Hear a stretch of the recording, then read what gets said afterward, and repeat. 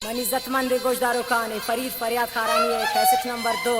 शुमे खिदमत ता पेश अभी शनी यादगार Yakub music house Sindhi street Liaquat Bazaar Quetta.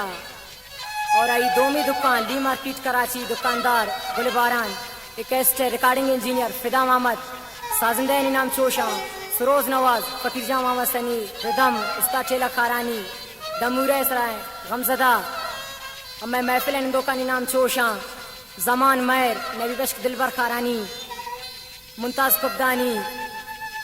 वही जान सेबी वाला इरफान नूर दाजा मामा सनी गालबंदो वाला शायर आरिफ ज़ेब बशीर अहमद बुरेदा वाला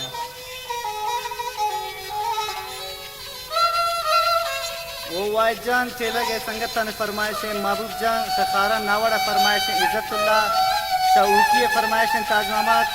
सिद्दी वाला फरमाइशें गुलामुल्लाह इब्रार और मीर असदुल्लाह सावानी अकरम बलोच बशीर अहमद बुरेदा वाला एजाज मिनी वाला व सिराज बस वाला।